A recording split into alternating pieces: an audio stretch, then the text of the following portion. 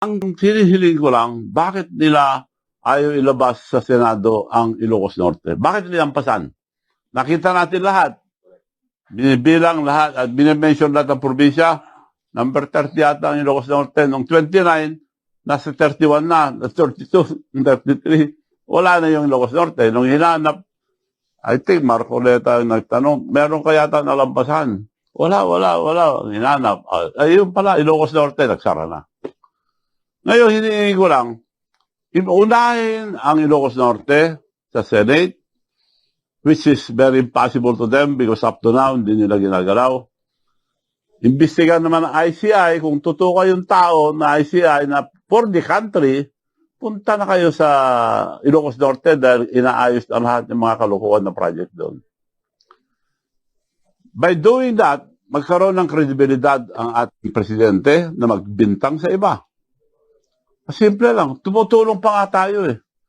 Para may credibility ang ating presidente. Unahin niya ang pakuran niya, probinsya niya. Pag malinis, bintangan niya na lahat. Kalkalin niya lahat. Siya kalkal niya, ayaw niyang galawin ng probinsya niya. Sinong maniniwala dyan? Hindi naman tayo lahat gago. Ang masama kasi dyan, bilyon ang nawala, ginagawa pa tayong bangmang. Wala tayong alam. Wala siyang pakialam. Sa ibang bansa, ibang sinasabi. Sa statement niya rito, ibang sinasabi. So, paano tayo Sinabi ko na kanina si Diskaya, bakit nila binigyan ng 31 billion within 3 years? Ako, kontraktor ako.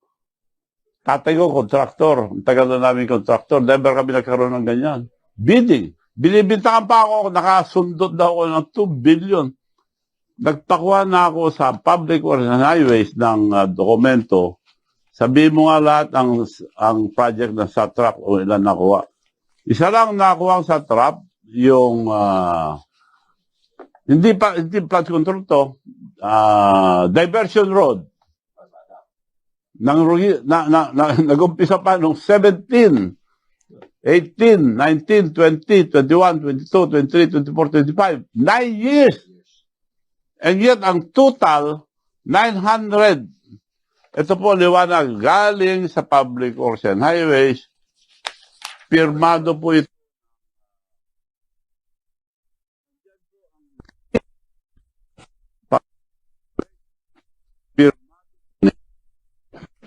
Ang proyekto ng SATRAP na sinasabi. Inamin ko sa akin to.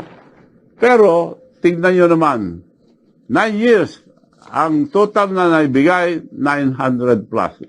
Wala pang 1 bilyon. At ginawa ko, ginawang SATRAP, 700 million. Nabawasan pang 200 million.